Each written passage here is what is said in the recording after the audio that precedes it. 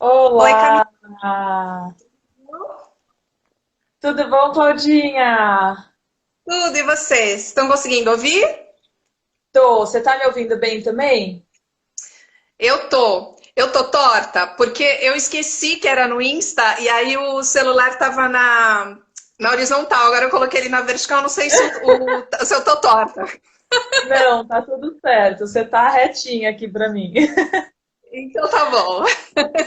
Muito bom. Obrigada, Clau, por você estar conosco hoje.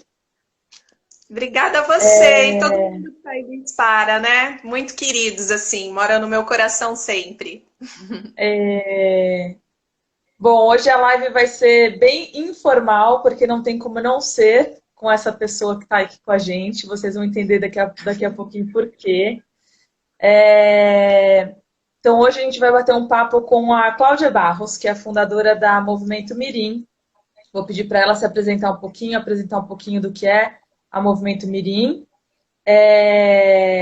Hoje o nosso papo vai no caminho dos desafios da quarentena Mirim, porque a gente quis conversar um pouquinho, aproximar um pouco com os pais aflitos, pais, tios, avós que têm pequenos em casa e estão querendo algumas dicas aí e conhecer um pouquinho mais o trabalho maravilhoso também da Claudinha. Por favor, Clau, fique à vontade. E agora eu não ouvi nada que você falou. O que que é pra eu fazer? Pode se apresentar e apresentar o Movimento Mirim, por favor. Tá travando um pouquinho, mas tudo bem. Você me ouviu?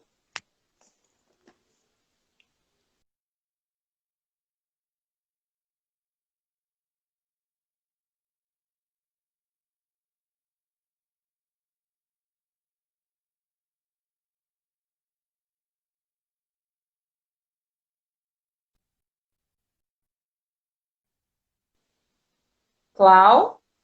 Agora foi. Ah, então pronto.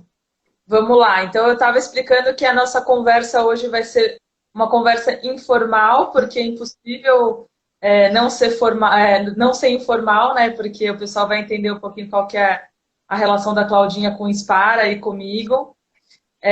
Então eu pedi para você se apresentar e apresentar o Movimento Mirim para o pessoal entender sobre o que a gente vai falar hoje. Legal. Então vamos lá. É, eu sou professora de educação física, né? Eu me formei na USP. E enquanto eu estava na USP, e na verdade depois que eu terminei a faculdade, eu fiquei um tempo no Paineiras do Morumbi, com, na época, nado sincronizado, hoje é nado artístico, né? Mas é difícil a gente falar nado artístico. Sim. E a Camila foi minha atleta, inclusive. Era uma atleta incrível, ela e a irmã dela, a Renata. As duas, na época, já eram super campeãs, foi o comecinho da carreira delas, né? E aí eu fiquei 3 anos no Paineiras e enquanto eu estava no Paineiras, eu dava aula na Academia Competition de natação e hidroginástica. Eu já estava muito envolvida com água, porque eu vinha de um histórico de atleta também, embora eu fosse atleta da natação, né? Eu era atleta do Pinheiros. Aí, fiquei esse período com o Paineiras durante o dia e à noite na Competition. E aí, depois de um determinado tempo, a Competition me convidou para coordenar a área aquática deles. Então, eu fiquei na Competition durante 10 anos.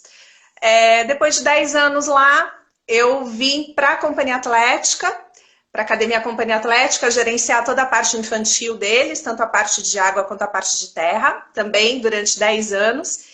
E enquanto eu estava na companhia, eu sempre fui muito envolvida com essa área infantil, né? Embora eu tenha iniciado a minha vida, a minha carreira com alto rendimento, ao longo aí, depois da minha saída do Paineiras, eu trabalhei muito com essa parte formativa, tanto em água quanto em terra. E era o que eu, na verdade, foi onde realmente eu me encontrei. Então, enquanto eu estava na companhia, eu também me envolvi muito em grupo de estudos na USP, em pós-graduação, lá, enfim, nessa área infantil. E aí eu acabei, enquanto eu estava na companhia, gerenciando uma série de professores, uma das minhas atribuições era fazer avaliações dessas aulas, era sempre propor melhorias, inovações, né, para aquela equipe de professores. e eu acabei me envolvendo muito nessa parte de treinamento de profissionais. Então, depois de um determinado tempo de companhia, na verdade, depois de 10 anos de companhia, eu resolvi abrir uma empresa, a Movimento Mirim, que faz justamente isso. Então, na Movimento Mirim, a gente tem treinamentos presenciais, treinamentos online, serviço de consultoria, treinamentos em company. E enquanto eu estava nesse processo todo, enfim, a Movimento Mirim já tem 6 anos, né? Eu já passei por várias instituições, atendo muitos lugares, e um dos lugares muito especiais que eu atendi foi o Inspara.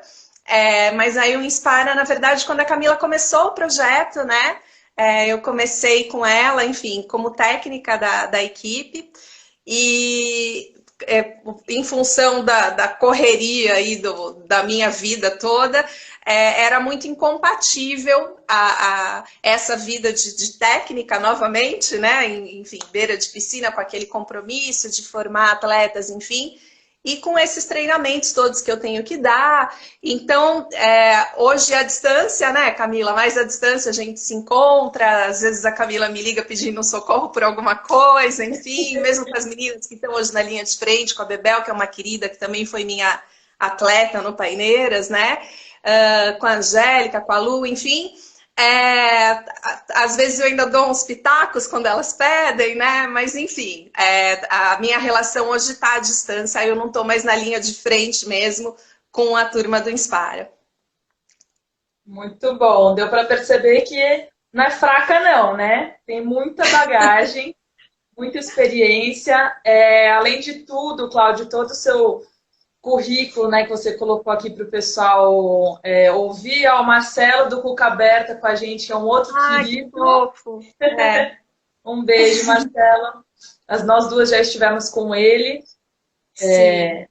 no programa dele, Sport Show. Além de todo esse currículo da Claudinha, e sempre vai ser Claudinha para mim, ela é uma pessoa extremamente sensível, extremamente cuidadosa e com um olhar muito humano.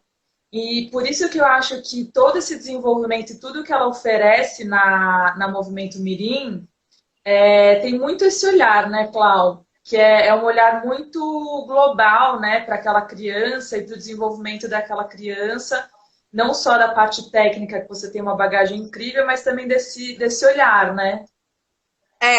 Na verdade, assim, quando a gente começa a carreira de professor de educação física, principalmente no meu caso, que vim dessa área técnica, né, com esse olhar para alto rendimento, enfim, não tem como a gente fugir disso, né? Então a gente acaba sempre enfatizando esse olhar técnico. Mas eu já tinha, de uma forma muito instintiva, desde esse comecinho, eu já tinha esse cuidado, né?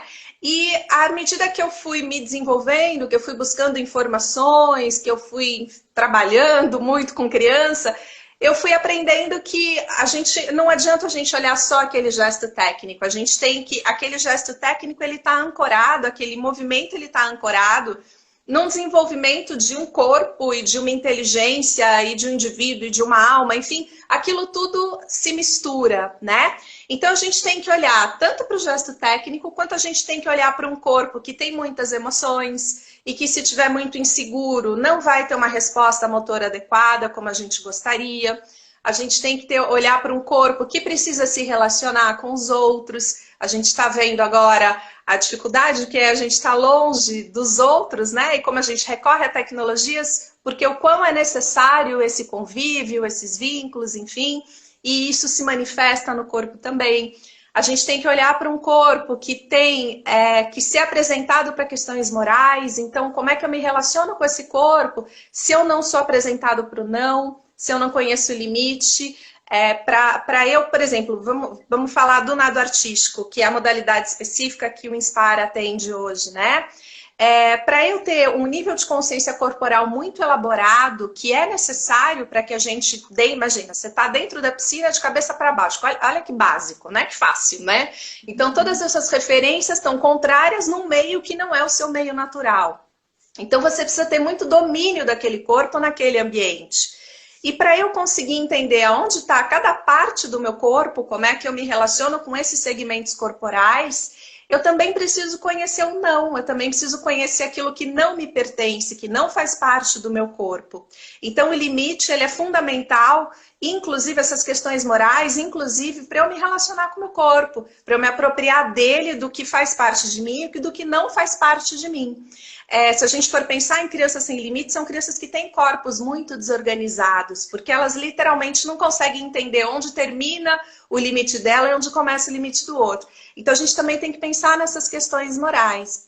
E a questão cognitiva, em que fase da minha vida que eu estou, o que eu sou capaz de entender daquela instrução que está sendo passada para mim. O Inspara foi incrível, foi uma experiência assim, encantadora. Primeiro que eu me encantei muito com os atletas e fiquei muito encantada com as famílias também. A Suzana tá na live. Ai, que gostosa, que linda. Um beijo para a Su, um beijo para Carla, mãe dela, né? Mas foi incrível, porque foi uma oportunidade de colocar tudo isso em prática. O Inspara foi literalmente um trabalho de tentativa e erro, né? Porque a gente vem com uma bagagem teórica, com uma bagagem prática, e de repente você tem que reconstruir tudo aquilo, entender o que está em curso, né? Que corpo é aquele que você está trabalhando. Então também foi muito, muito, muito bacana. Quer dizer, esse trabalho de sensibilidade ele teve que estar muito mais aflorado, porque cada atleta tinha alguma questão que trazia pra gente, como é que era a relação daquele atleta com aquele corpo. Então também foi um trabalho muito, muito incrível. O Inspara também me apresentou, e isso é uma coisa que eu trago comigo assim de uma forma muito, muito forte. Me apresentou um outro lado da maternidade também. Eu me encantei muito com as mães também, né? Com as mães extremamente guerreiras, mas ao mesmo tempo, enfim, que colocavam limite nos seus filhos, que não abdicaram da sua própria vida para viver profissionalmente e viver essa maternidade de uma forma tão intensa. Então eu também melhorei como mãe nessa relação. A gente sempre aprende, né, em tudo. Então, o Inspara foi um lugar também muito querido, que mora no meu coração. São atletas, assim, que eu tenho paixão até hoje, assim. Que delícia, Cláudia, é muito bom, né? A gente tem muito esse lema, né, no Inspara da troca, né? De ninguém sabe mais do que o outro. Talvez em alguma capacidade, né, em algum espaço você saiba mais, mas essa troca sempre existe, né? Então você veio com a sua experiência, com a sua bagagem, com a sua sensibilidade, mas você também trouxe, você também se abriu para esse aprendizado, né? Que você está falando que Sim, foi uma troca que sim. às vezes nem estava prevista, né? Não estava e era incrível, né? Porque a gente observava aqueles atletas na piscina e se você vier com fórmulas prontas, elas simplesmente não acontecem. Então eu aprendi muito a observar. Até o trabalho do Spara, eu entendia que eu era uma excelente leitora de corpo. Então eu olhava para um corpo, se aquele corpo estava muito retesado, quer dizer, a criança estava muito hipertônica, eu tentava reassegurar. Se ela estava muito hipotônica, com o corpo muito relaxado, ela não está conectada com a atividade, deixa eu dar uma atividade mais legal, enfim. Então eu trazia essa bagagem. Trazia a bagagem de técnica do Paineiras, que é um lugar assim... que a gente, no mínimo, tinha que vencer o Campeonato Brasileiro, né? Era de lá para cima, não tinha como não pensar nessa possibilidade. E, de repente, nada daquilo era suficiente para o trabalho do Inspara, né? Então, claro que eu busquei muitas leituras, busquei muitas informações, enfim, mas na hora que você se vê diante de um atleta e você precisa passar a informação e aquela informação precisa chegar para ele e ele precisa transferir aquela informação para o corpo para te dar a resposta que você deseja, no Inspara foi um lugar onde eu aprendi muito a observar aquele corpo, a observar o silêncio muitas vezes, né? Então, fazer uma releitura de toda essa relação minha com o ensino foi incrível, foi uma experiência muito legal. Que legal, Cláudia, muito bom. É um desafio mesmo que a Angélica está aqui, é uma das técnicas do Inspara, né? Que está, como você falou, na linha de frente Um beijo para ela para também. ensinar, né, esses atletas, né, na piscina. Então a gente tem a Angélica, a Isabela e a Luísa, as técnicas do Inspara. E realmente, eu acho que é um aprendizado constante e dessa troca que, claro, precisa-se de muito estudo, né, e muito embasamento daquilo que já se sabe, né, que é o que você falou de leitura de corpo e desenvolvimento de cada fase. Mas a gente também, dentro do Inspire, a gente tem atletas que são adultos, né? A grande maioria, na Sim. verdade, do nosso público são adultos. Aham. Então, a gente também não tá pegando aquele atleta com todas as questões, as limitações, talentos, potencialidades, no início do desenvolvimento. Também eu acho que é uma grande diferença, né? Porque se você pega um adulto sem deficiência, por exemplo, também, que não teve contato com o esporte ou com o desenvolvimento padrão, vamos dizer assim, né? Você também vai perceber esses gaps, eu acredito, né? Então, eu acho que o nosso desafio e a nossa experiência conta muito para isso, porque às vezes a gente não tem a receita do bolo, né? Como você disse, do padrão, do que saber, do que fazer com aquele atleta, mas tem muito o ouvir, o perceber, o tentativa e erro, tem muito. Então, olha, isso daqui funciona.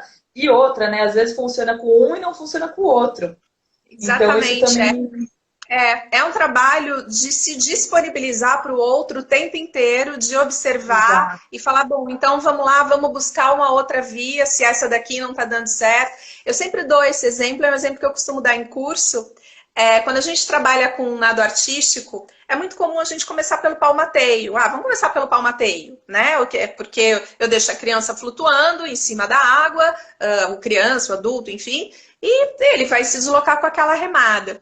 E eu lembro que a gente começou com o palmateio e não acontecia, não acontecia, não acontecia. Eu falei, gente, não é possível, né? Por onde eu vou? E aí, de repente, quando eu cheguei em casa, acho que um dos treinos, enfim, no segundo, terceiro treino, e você traz uma certa frustração, você fala, por que que não está acontecendo, né? Que via que eu preciso acessar para que eles entendam o que eu estou falando. A Camila ficava dentro da água demonstrando, eu fora da água, a gente tentando viabilizar aquilo. E aí, de repente, eu falei, gente, claro que não vai acontecer o palmateio. Se a gente for pensar, né, para quem tá vendo a gente agora, o desenvolvimento motor, ele tem, na verdade, um caminho, um percurso. E é sempre assim, a gente vai adquirindo autonomia no nosso corpo, da cabeça em direção aos pés e do centro em direção às extremidades. Então, a última coisa que eu vou dominar no meu corpo é justamente essas extremidades, que seria o pé, que seria a mão, o punho, enfim. E eu estava tentando trazer uma fórmula que eu achava que dava certo, né? Porque eu atendia, no nado, normalmente a gente pega crianças aí com 7, 8, 9 anos, e são crianças que já têm esse domínio do punho. E eu tentando reproduzir aquilo, até que eu falei, não faz o menor sentido, isso daqui é o distal, tá mais longe. Eu vou fazer o contrário, eu vou colocar essa turma de cabeça para baixo na piscina. E eu tenho certeza que eles vão dar conta. E aí a gente foi, né, com as posições carpadas, que seria a flexão do tronco, enfim. E aquilo aconteceu. E os atletas começaram a adorar, e eles respondiam, né? Então, quer dizer, a gente esqueceu, literalmente, né, Camilinha? Palmateio, ponta de pé, deixa isso para depois, vamos trabalhar esse próximo, esse core, esse centro do corpo, e depois a gente vai para as extremidades.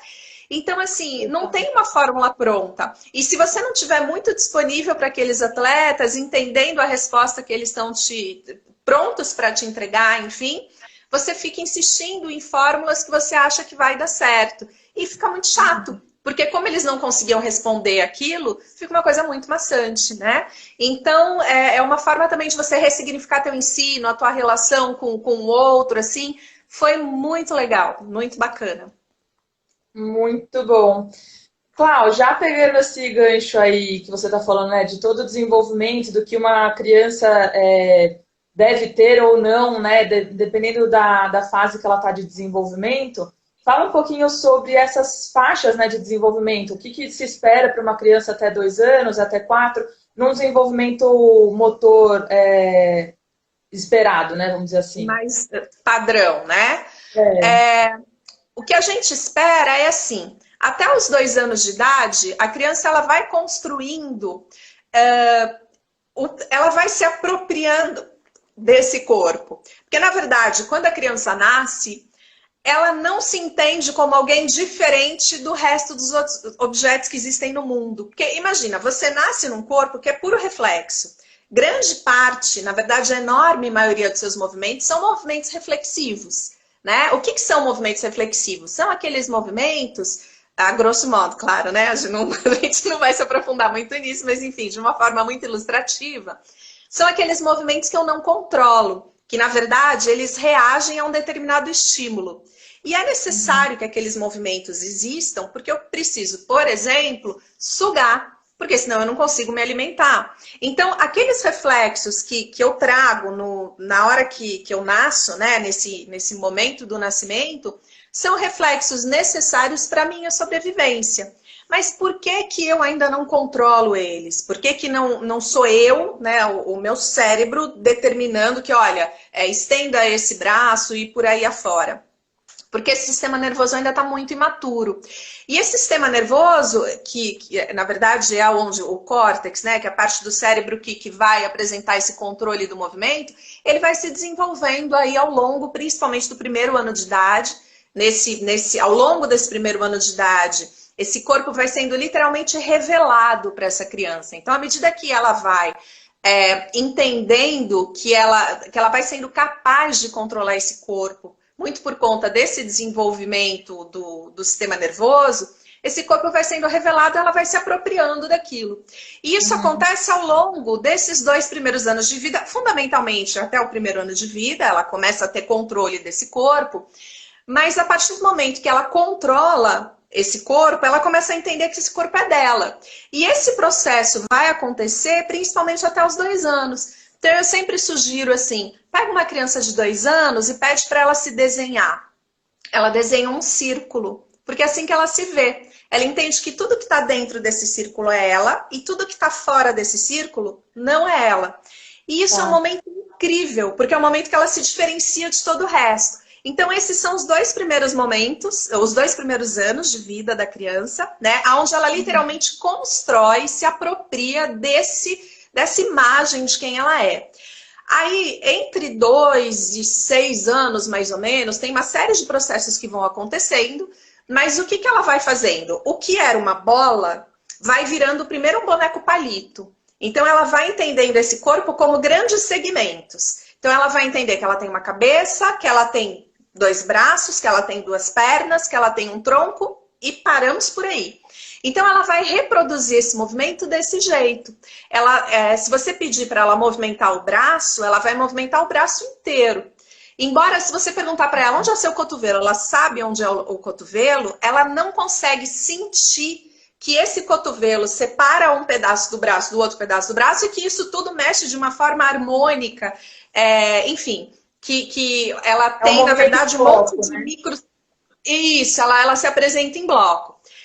Na segunda infância, aí a gente está falando entre 7 e 10 anos mais ou menos, é esperado que quando terminar essa primeira infância em torno de 6 anos, ela segmente esse corpo inteiro. Na segunda infância, o que ela vai fazer? Ela já entende esse corpo todo segmentado, ela vai olhar também para dentro dela. Então você vai conseguir falar para ela, por exemplo, põe essa barriga esse umbigo para dentro, sei lá. Né? Então, contrai esse abdômen. Ela já começa a conceber que além dessa superfície que ela está vendo, tem uma parte dentro dela também, e ela também consegue controlar essa parte. E ela vai construindo tudo isso até a adolescência. Então, é por isso que a gente fala assim, olha, que momento que a gente tem que corrigir? A gente tem que corrigir a criança a partir de 7 anos. Até lá, ela vai viver intensamente esse corpo, mas tem que viver muito esse corpo, né? E o problema é que hoje, claro, agora a gente está isolado. Mas independente disso, muito por conta da segurança, a gente tem um corpo hoje muito restrito. Então, aquela infância de brincar na rua, e aí independe, na verdade... se você é uma pessoa, enfim, que tem melhores condições de vida ou não, né? Você vê, inclusive, em comunidades, as crianças muito aprisionadas, porque existe essa questão de insegurança que rodeia, que permeia aí todas as classes sociais. Então, é um corpo que está mais desorganizado para a gente trabalhar. É um corpo que traz menos repertório, porque é um corpo menos estimulado, né? Isso é fato, isso a gente observa nas aulas de educação física o tempo inteiro, né? Não tem muito como. Mas, na verdade, mesmo que a gente precisaria era, nessa primeira infância, viver intensamente esse corpo para entender esses pedacinhos que compõem esse corpo. E aí, na segunda infância, a gente começa, então, a corrigir. O que a gente começa a fazer depois na adolescência, que diferencia, né? Tudo bem, organizei o meu corpo, terminei aí com meus 10 anos, o que eu faço agora? agora eu começo a trabalhar tática, porque agora eu começo a trabalhar esse corpo de uma forma mais representada. Então tá na hora da gente começar a fazer um trabalho tático mesmo com esse pessoal. Então é assim mais ou menos que a coisa funciona, né? A grosso modo mesmo, é essa que é a linha. Daria para a gente dizer assim, né, que até 7 anos é uma fase mais exploratória, depois a gente entra numa fase de entendimento e compreensão de cada segmento, e depois a gente vai para as especificidades, seria mais ou menos isso. Isso, seria mais ou menos isso. E essa fase que é necessário explorar, que é essa fase fundamental aí, nessa infância, nessa primeira infância, entre 2 e 6 anos mais ou menos, né? É a fase que eu vou construir tudo isso que a gente chama de repertório motor.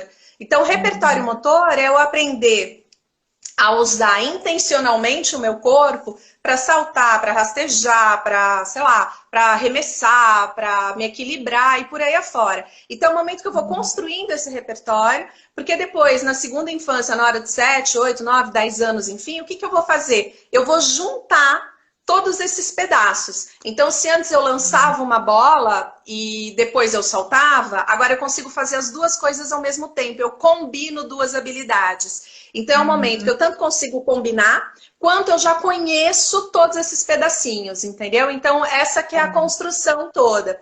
E a gente tem que ter bastante cuidado na hora que a gente vai ensinar, para construir as tarefas, né, de uma forma que seja muito prazerosa para a criança fazer. E também, assim, como é que eu vou explicar aquilo para aquela criança, levando em conta o que ela entende daquele corpo naquele momento da vida dela. Então, por exemplo, quando a gente está falando de crianças menores, né? De crianças, sei lá, de 3 a 6 anos, mais ou menos. Só verbalizar, só falar para ela o que ela tem que fazer, ela não responde, porque ela não trabalha ainda nesse campo da abstração. Então é necessário que eu demonstre. Eu posso demonstrar, eu posso apresentar um vídeo, eu posso falar para uma atleta minha mais avançada demonstrar, mas ela precisa enxergar aquilo para ela organizar aquela informação. Só verbal não vai. A partir de 7 anos, tudo bem, eu posso falar e ela vai corresponder. Se eu conseguir combinar a verbalização com a demonstração, melhor. Mas a minha fala já é suficiente. Então, todo esse processo a gente tem que entender para tornar o nosso ensino muito mais eficiente. Com o atleta, a mesma coisa. Essencial. Nossa, muito legal. É um lance bem complexo, né? Não é? Porque além de tudo isso que você está falando, tem a particularidade de cada um, né? Exatamente, exatamente. Muito bom. É bem complexo. E na hora que a gente vai trabalhar com atletas do Inspara, é mais complexo ainda, porque a gente tem que levar em conta toda essa construção, né? E a gente tem que levar em conta, primeiro, o que aquele atleta não consegue me entregar, mas olhar principalmente para o que aquele atleta consegue me entregar, que é muita coisa. Eles têm um potencial incrível, né? Então, a gente não olhar para a limitação, olhar para todo aquele potencial que ele me entrega, mas também entender o que ele é capaz de me entregar e como aquela informação chega nele. A maior dificuldade que certamente a gente vai encontrar no Inspara, e aí eu não estou falando dos atletas que trazem alguma limitação física, estou falando dos atletas que trazem alguma limitação cognitiva, é justamente a parte temporal. Então, por isso que é tão difícil você sincronizar na coreografia, né? O quanto é difícil isso, porque essa apropriação do tempo que cada ação motora minha realiza, quer dizer, como é que eu organizo aquela ação naquele determinado intervalo de tempo, esse é o último recurso que eu vou adquirir. Ele está lá na frente se a gente for pensar em termos de desenvolvimento de percepção. Então essa vai ser a principal limitação, mas por outro lado, é incrível a gente poder prover esse tipo de experiência para esses atletas. É maravilhoso que exista um lugar onde eles possam, de verdade, se desenvolver nesse sentido. Isso é muito, muito legal. Muito bom. A Joslaine, ela é mãe da Fernanda, que é uma das nossas atletas. Eu não sei se você lembra, da vez que você foi lá. A Fernanda tem síndrome de Down e a Jo, ela é educadora física, ela também, inclusive, está na piscina com a gente como voluntária para nos Uhum. ajudar nessa parte mais da natação, do saltar de ponta, dos palmateios, né, que é a área dela. E ela falou aqui que a fase mais importante para o desenvolvimento geral da criança, para os nossos filhos com síndrome de Down, é a fase crucial para eles. A fase que você estava falando da primeira infância, né? Eu acredito que Uhum. foi a hora que ela colocou aqui o comentário dela. Muito bom. Ah, aqui, ó, ela falou, acabei de fazer o seu curso de percepção motora. Ah, Ela ela falou. tá. Isso mesmo. Ela se inscreveu num outro agora, que é o de movimento e desenvolvimento afetivo. Eu não sei se ela terminou esse de perceptivo motor, mas ela se inscreveu num outro curso também. Que legal. Muito bom. A gente vai ter um tempinho depois para divulgar esses cursos que são maravilhosos e agora na quarentena, melhor do que nunca, investir nesses cursos todos online, né, Clau? Eu acho que é um Bom, desafio bacana. a gente aprendeu um pouquinho sobre o desenvolvimento motor, né, padrão, que você colocou aqui para a gente por faixas etárias. E aí eu queria que você desse, por exemplo, né, enquanto você falava, eu ficava pensando, bom, não adianta a gente virar para uma criança de 2 anos e falar, vamos brincar de fazer polichinelo, ou que seja, Uhum. né, qualquer outro movimento, ou vamos brincar de uma coisa que você diz, né, que é abstrata. Pensando nisso, o que, que a gente pode, por exemplo, dar de dicas para os pais, mães, avós, tios, tias que estão em casa, na quarentena, né, com limitados, querendo ou não, né, por conta desses estímulos que você falou de sair, brincar, pular, rodar e se sujar. Para cada uma das fases, assim, a grosso modo, né, esse até 2, de 2 a 6, Uhum. a divisão que você fez aí, o que, que você daria de dica para tanto estimular, para ser interessante para essa criança, quanto também pensando no passatempo, né? Então, o que, que é legal lúdico, o que, que é legal em termos de desenvolvimento para essa criança? Tá. Vamos lá. Se eu falar muito, você me interrompe. Tá. Se a gente for pensar nessa criança até 2 anos, gente, assim, o que é importante a gente entender? Toda a inteligência da criança está no corpo, porque essa criança ainda ela não abstrai. Então ela não lida com informações abstratas. Tanto é que ela ainda não verbaliza. Embora ela está construindo, ela está aprendendo a entender o significado de muitas palavras, ela passa a corresponder a algumas palavras quando você se dirige a ela, né? Ela vai construindo esse repertório linguístico. Não é um recurso que ela usa ainda para se comunicar, ela se comunica muito com o corpo. A gente constrói toda a nossa inteligência a partir do nosso corpo. Então, assim, eu aprendo o que é frio, o que é quente, porque eu encostei no gelo e eu queimei a minha mão. Porque se eu não encostar no gelo e não queimar a minha mão, essas informações abstratas eu não sei lidar com elas. Então, essa criança até 2 anos, ela precisa literalmente viver esse corpo, porque é a partir da construção das experiências motoras dela que ela constrói esse repertório cognitivo dela. Então, se você está preso em casa com uma criança dessa idade, o que, que a gente precisa? A gente precisa deixar essa criança viver esse ambiente, de verdade. Se a gente for pensar assim, em termos de desenvolvimento, não por acaso, grande parte das conquistas cognitivas da criança acontece quando ela vai para o chão. É o momento que ela vai para o chão que ela começa a se deslocar e ela começa a entender, por exemplo, que as coisas existem embora ela não esteja vendo.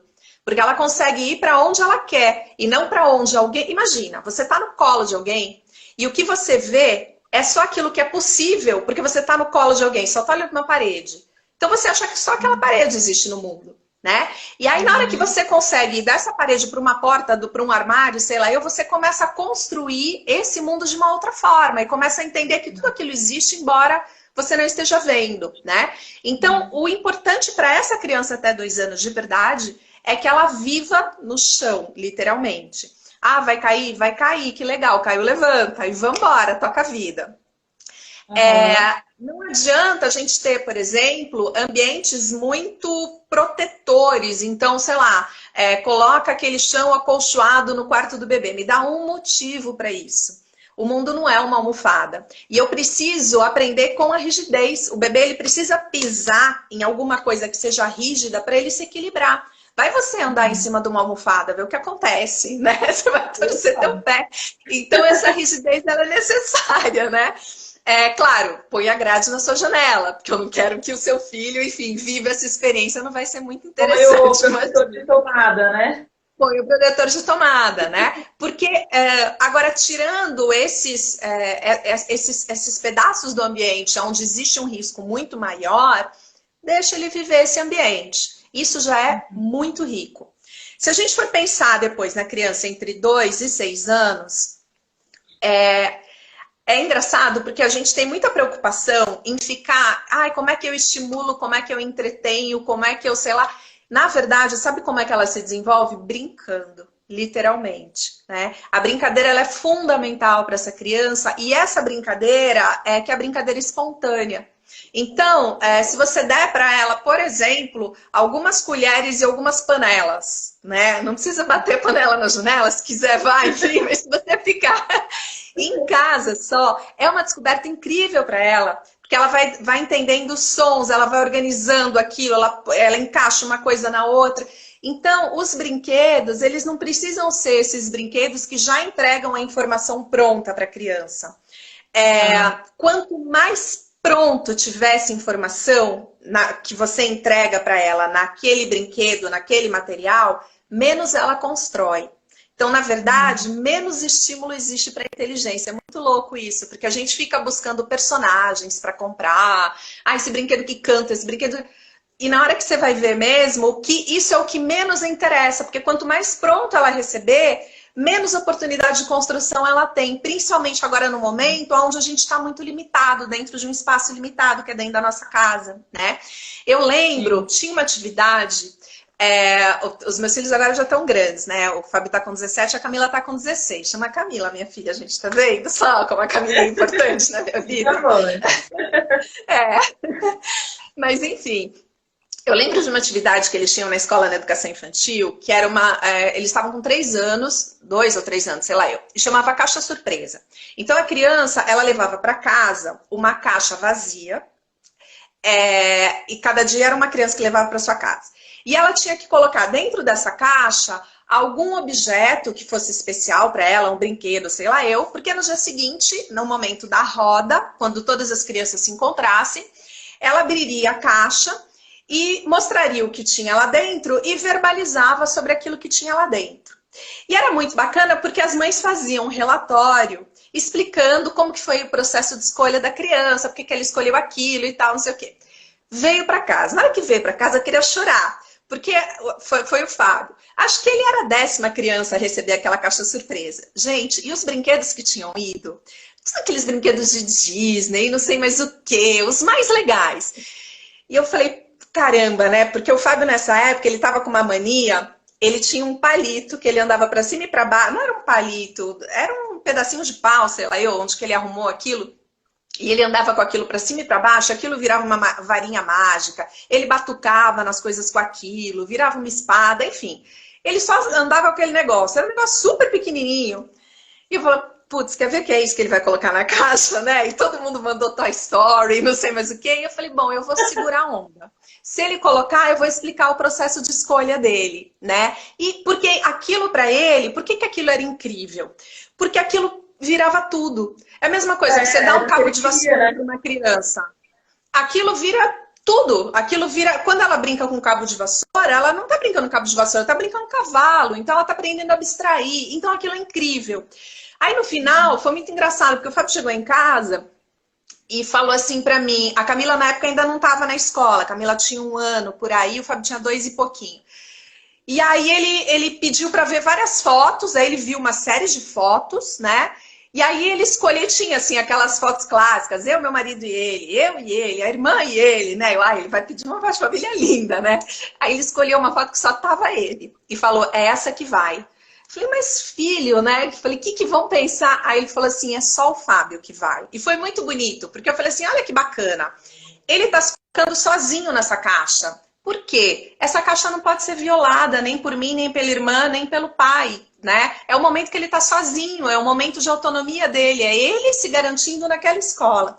E eu escrevi um texto falando sobre isso. Ele foi o único que mandou uma foto. Todo mundo mandou os brinquedos mais malucos, que eu tenho certeza que não foram as crianças que escolheram. Eu tenho absoluta certeza que as mães foram no armário, acharam o brinquedo importado mais legal e colocaram lá dentro daquela caixa. Coitadinho, tinha que explicar o que aquilo significava, né? E aí depois até a professora me mandou, nossa, Cláudia, que incrível, tal, porque aquele processo de escolha foi uma construção dele e eu achei aquele momento muito bonito. Então, às vezes a gente fica recorrendo a coisas assim maravilhosas e cheias de recursos e a criança, o que ela precisa, às vezes, é um pedaço de algodão, sabe, assim, para ela construir, para ela imaginar em cima daquilo. Então, essa é a criança que eu tô falando até os 5, 6 anos, mais ou menos. Essa criança depois na segunda... Eu vou te cortar antes de você continuar das fases, Isso. porque já está fazendo o link com duas perguntas que a gente recebeu e que é mais ou menos essa fase, né? Essa faixa etária, e que a gente vê muito, inclusive, os pais, né, para ter um minuto de paz, ou dando um bolo, ou uma balinha, ou para ter um sossego, ou o iPad, ou a galinha pintadinha, ou qualquer coisa do tipo. Então a gente está cansado de ver. Não sou mãe ainda, então também não posso dizer com toda a experiência, mas você pode trazer isso para a gente também. A gente vê em muitos restaurantes, em locais públicos, né, que as pessoas estão recorrendo cada vez mais aos iPads, à tecnologia, para distrair essas crianças. Então, uma das perguntas duas perguntas que vieram para a gente, uma é como não dar essa porcaria em troca de um minuto de paz, né, seja o iPad, um bolo, uma balinha. E como que faz a criança ficar quieta? Porque, por exemplo, agora que a gente está na quarentena, os pais, pai e mãe, estão trabalhando de casa também, né? Então, os professores devem estar aí felizões, não também, porque eu tenho também colegas professores que estão se descabelando para as aulas, para as teleaulas, né? Mas em casa, eles estão tendo que lidar com isso. Então, como que eu vou fazer o meu filho ficar quieto ou entretido enquanto eu preciso fazer as minhas atividades, sem precisar dar né, tecnologia ou comida? Uhum. Gente, ó, vamos lá. Então, são duas coisas em uma só, né? Primeiro, os eletrônicos. Os eletrônicos, você tem alguns recursos que são interessantes nos eletrônicos? Sim. Eu acho que a gente vive num mundo hoje com tecnologia. Esse momento aqui não seria possível se não houvesse tecnologia. É necessário, né? Então, eles têm que se apresentar para a tecnologia. Mas tudo a gente tem que...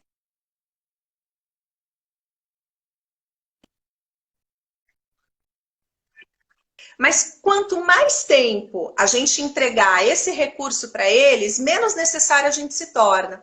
E o problema desses recursos é o seguinte, se a gente for pensar, pensa no celular. Aí você fala assim, nossa, olha, essas crianças nativas digitais, né? Então elas sabem mexer no celular, Por que elas sabem mexer no celular? Porque o celular é binário. Todos os estímulos que você recebe de iPad, de celular e de ais da vida, né? É tudo binário. Ou é uma coisa ou é outra coisa. E esse caráter binário das coisas é exatamente o comportamento da criança pequena. Então, a criança, para ela, tem o preto e tem o branco, não tem o cinza. Ela não relativiza. Imagina o comportamento de rede social hoje, essa polarização maluca que a gente vive. Isso, na verdade, é o comportamento da criança até 5 anos. Olha só que bonito. O pessoal já teria que ter amadurecido e não amadureceu até hoje. Então, se eu recorro a esse tipo de recurso para entregar para ela, o estímulo que ela está recebendo o tempo inteiro é um estímulo binário, ou sim ou não. E qual é o meu papel como adulto? Apresentar para ela um espectro de possibilidades, entendeu? Esse é o papel da construção, é assim que ela constrói, é assim que ela se desenvolve, é assim que ela se organiza, para depois chegar lá na segunda infância, e principalmente na adolescência, aprender a relativizar. Então, a gente tem que tomar muito cuidado com o excesso. Claro que tem recursos muito legais nesses materiais, tem sim. Mas a gente não pode recorrer só a isso. E justamente porque esses eletrônicos falam literalmente a língua dela, ela não quer sair daquilo. E aí ela fica, uma criança, na verdade, entediada, de verdade mesmo. Você vê aquela criança assim, pouco interativa, né? Ela olha para uma tela. Olha o mundo que a gente tem aí fora para você restringir a vida do seu filho a uma tela. Vai ter um momento que isso vai ser necessário, não tem muito como. Principalmente na hora que eles chegam na adolescência, isso eu senti em casa, eu segurei até onde deu. Na adolescência, o celular literalmente vira aí uma forma de comunicação deles. Então, é difícil mesmo, né? Mas enquanto a gente puder não apresentar isso para eles, ou então apresentar por um tempo curto, menor, melhor. Porque senão ele vai se voltar para aquilo e ele se desenvolve pouco, justamente pela falta de construção, porque ele recebe aquilo tudo prontinho. Isso é uma coisa. Aí a outra coisa, né, veio essa pergunta, como não dá porcarias em troca de pais? Vamos lá, vamos entender esse processo. Normalmente, provavelmente a mãe que está perguntando isso é a mãe de uma criança de 2 anos, imagino eu, entre 2 e 3 anos, né? Né? O que acontece aí? Lembra que eu contei para vocês? Oi? 2 anos e meio deve ser. Então isso daí, tá explicado. Eu contei para vocês que nesse comecinho de vida, entre 0 e 2 anos, a criança ela vai construindo o corpo dela. Então ela vai construindo, lembra que eu falei? Ela tem aquela bola, então tudo que está dentro da bola é ela, tudo que está fora da bola não é ela.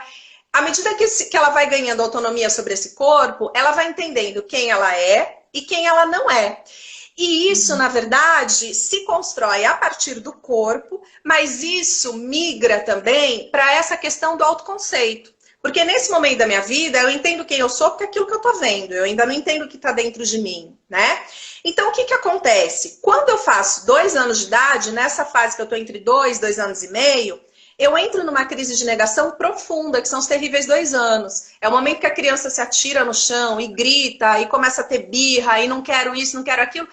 E aquilo não é contra uma pessoa. Aquilo, na verdade, é uma forma, à medida que ela fala não para tudo que não diga respeito a ela reforça ela própria.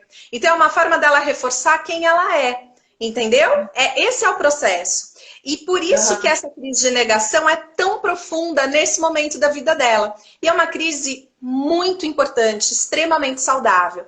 Toda mãe passa por isso. Eu passei por isso com os meus 2 filhos. E como é que a gente tem que viver essa crise, né? Porque é difícil, porque você tinha um bebê que era uma graça, que só sorria, que era uma delícia. E de repente você tem um bebê que é manha pura. O tempo inteiro ele faz manha. De verdade mesmo, é falar para a criança assim...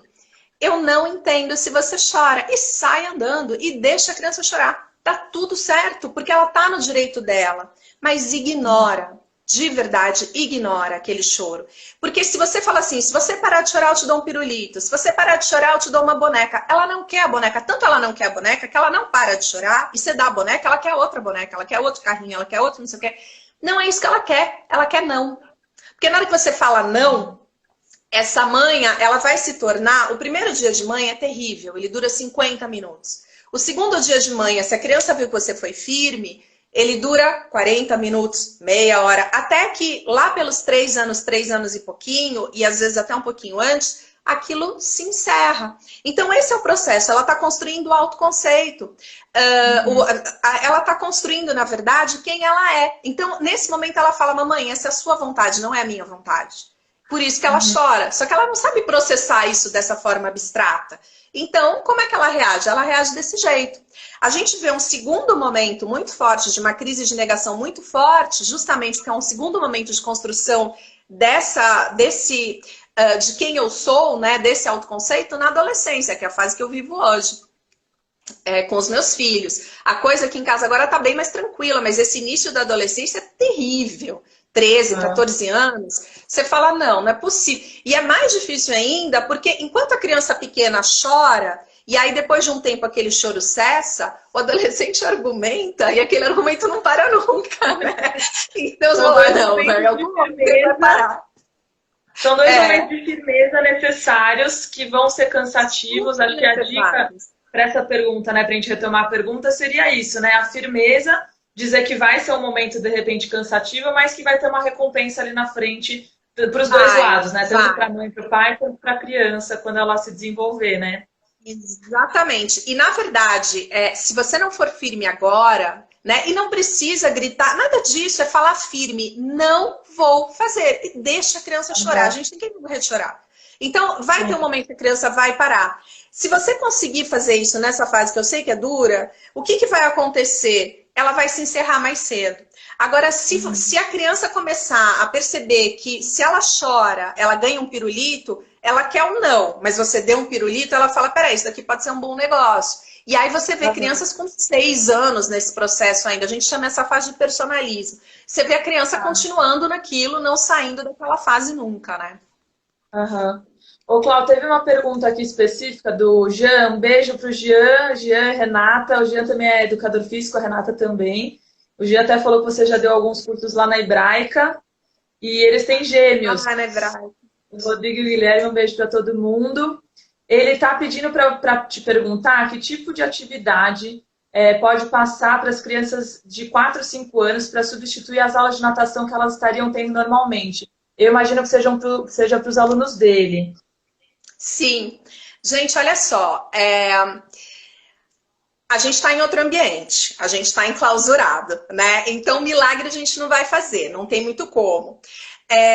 Agora, o que eu acho assim, a gente tem que reconsiderar limites na nossa casa, de verdade mesmo. Então, os espaços deles, os espaços de quarto, enfim, aquilo não pode ter proibido, né? Claro, não vai, aquilo que eu falei, bota a grade na janela, né? Mas desde que em algum momento a gente reorganize. Então a criança vai, num determinado momento, num caos, num momento totalmente caótico, ela vai, sei lá, espalha os brinquedos e por aí afora, e depois a gente tem que apresentar para a criança essa oportunidade de reorganizar aquele espaço, né? Porque é na ordem que a gente se desenvolve, a gente não se desenvolve nesse caos, nesse ambiente totalmente caótico. Mas é aquilo que eu falei, deixa a criança brincar espontaneamente. A gente tem muita preocupação de, como é que eu vou estimular, como é que eu vou estimular? Sabe como que você vai estimular? Senta do lado dele, observa a criança brincando, e aí daquilo que a própria criança está fazendo, ela vai reconstruindo aquilo que eu falei. Ela de um cabo de vassoura, ela faz um cavalo, e a gente explorar aquilo, entendeu? E de repente a gente começar... Acho que a pergunta dele, pelo que eu entendi, é porque ele deve estar fazendo videoaula para os alunos dele que ele dá natação. Qual a estratégia que ele pode usar? Tá. A gente não vai conseguir usar a água agora, com certeza. Agora, tem alguns lugares... Só um feedback também para ser uma resposta concisa, para você conseguir falar dos seus cursos antes de terminar, que faltam 5 minutos. Ah, tá. Então vamos lá. Gente, olha só, esquece água, obviamente, né? Pensa naquele espaço de casa, pensa naquelas possibilidades. Eu atendo uma escola de esportes incrível, chama Dinâmica. Eles estão lá na Vila Leopoldina, eles estão em algumas escolas, e a gente está fazendo um trabalho com eles, que toda semana os professores entregam para a gente algumas aulas, algumas sugestões de aulas. Então são vídeos curtos que a gente disponibiliza na rede social deles, no Facebook deles e no Instagram deles, com sugestões. Vieram sugestões encantadoras. Então sugestões, por exemplo, como... eles fizeram até uma cama de gato. Então eles pegaram um barbante e aí pegaram vários espaços da casa, enrolavam um barbante num pedaço do sofá, num pedaço da mesa, enfim, e aquilo virava uma cama de gato, a criança tinha que passar por lá de várias formas, de vários desafios. Teve professor que apresentou uns circuitos numa varanda, se tiver uma varanda. Eu lembro de um outro também...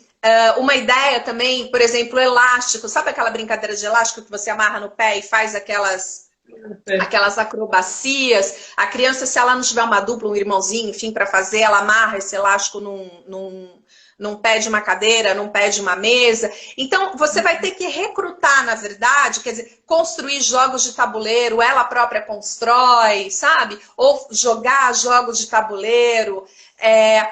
A gente tem hoje, na cultura popular, muitos recursos, bastante recursos. Então, resgata essas brincadeiras e propõe. A gente, às vezes, fica buscando, nossa, eu quero alguma coisa muito inovadora.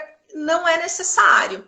É de verdade mesmo. Porque aquele repertório que a gente teve na nossa infância, as crianças de hoje não têm. Então, se você pensar só naquele repertório e propor aquilo, pode ter certeza que vai dar certo. Agora, tem uns lugares que acho que vale a pena. Essas redes sociais da Dinâmica são incríveis. Os professores estão fazendo, por semana a gente posta 6 vídeos. Tem bastante ideia bacana lá. Tiveram até aulas de ginástica para fazer com criança. Umas coisas incríveis. Tem uma página do Instagram, chama Alfabeticamente, que é incrível também. Aí são mais atividades para coordenação motora fina, mas também são muito, muito, muito legais. Uma página que eu acho que é muito bacana se a gente está pensando em brincadeiras musicadas, ritmadas, é a página do Palavra Cantada, aquele grupo, né, na verdade uma dupla, né, que faz algumas músicas para as crianças. Eles têm uma página no Facebook onde eles propõem uma série de brincadeiras corporais incríveis, ritmadas. Então, se a gente for fazendo essa busca, a gente vai conseguir ter bastante repertório mesmo. Muito bom. Eu quero agora que você divulgue seus cursos, Clau. E os cursos, gente, vamos lá, olha. Se vocês estão em quarentena, aproveitem de verdade o que a gente fez na Movimento Mirim.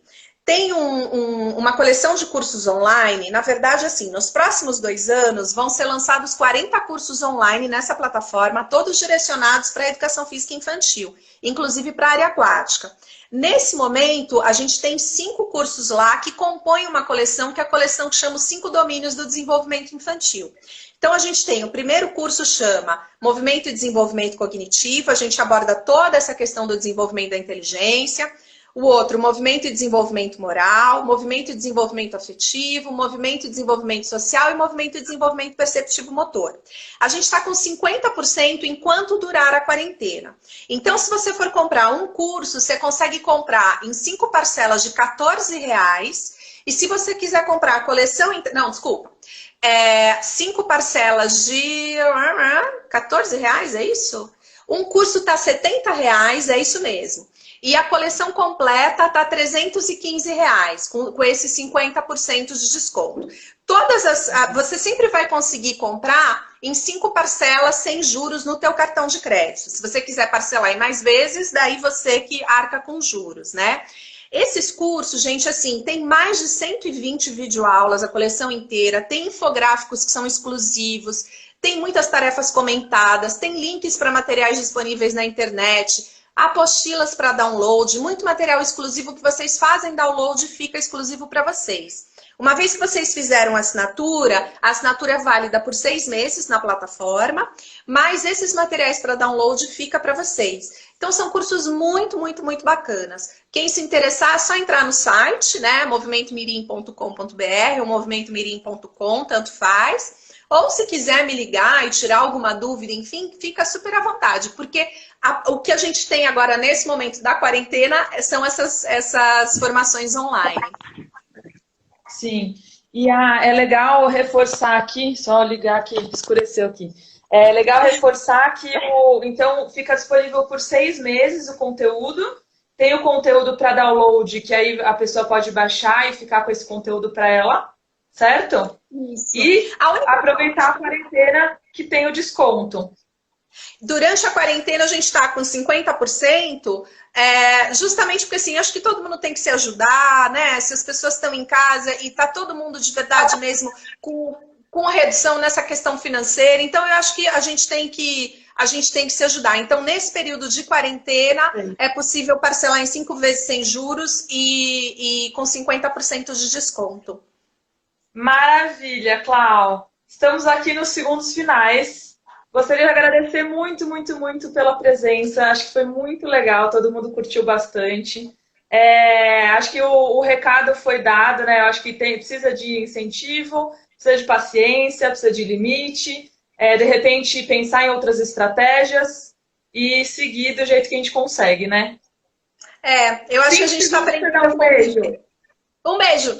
Tchau, gente. Um beijo.